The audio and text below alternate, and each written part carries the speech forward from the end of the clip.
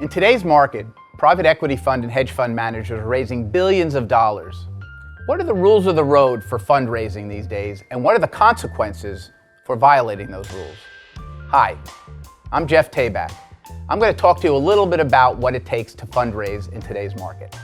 So if you want to engage in a private placement of your securities, which is what managers do when they raise money for private equity and hedge funds, there are certain rules you have to follow. Number one, you are subject to the private placement exemption that keeps you from registering with the Securities Exchange Commission.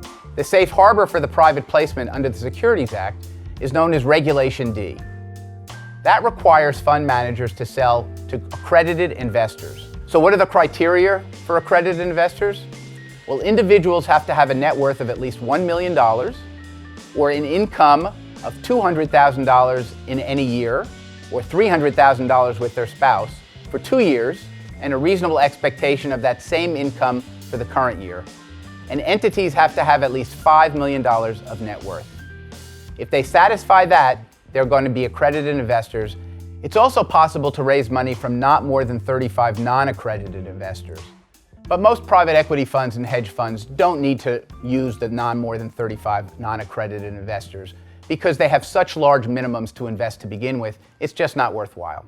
So now I've described who you can solicit, but there's also the question of the manner in which you can solicit investors. The SEC has said that you cannot engage in a general solicitation or any kind of media advertising to raise money. That's anathema to a private placement.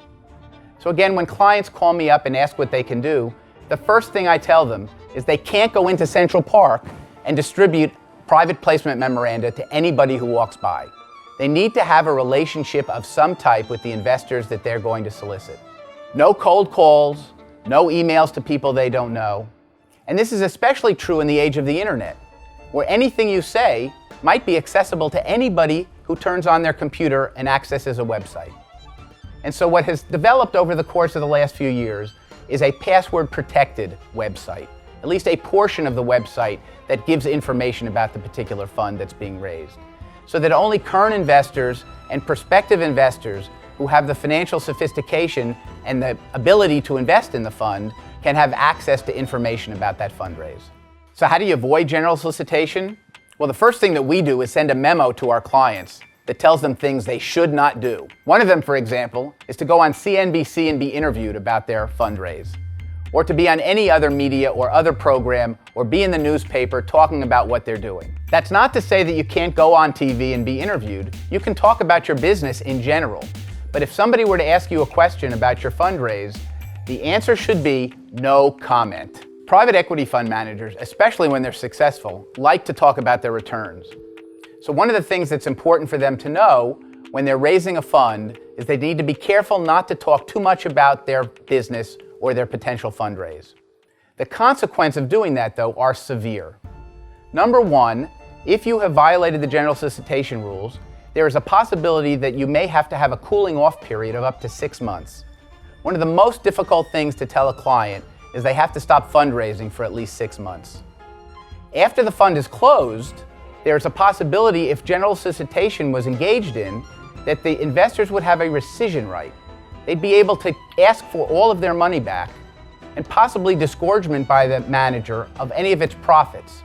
It's also difficult because the manager not only should talk about the actual fundraise, but may be restricted in what he can say about his actual business, any other products that he has, because it may be seen as priming the market. In the private equity fund context, where a manager might have successor funds, what that also means is that they shouldn't go on TV or anywhere else and talk about their returns from their prior funds. That may be seen as being of interest to prospective investors to invest in their future funds, and that also might be seen as a general solicitation.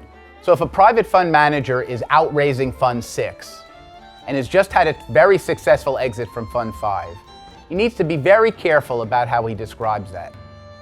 There is an exception to that. If the fund manager has a history of issuing press releases to announce the sale of a business, then that would be something that he would be entitled to do going forward. But you wouldn't want to start that in the middle of the fundraise if you've never done that before.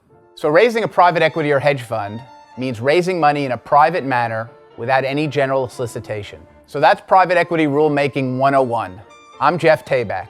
Thanks for watching Talks on Law.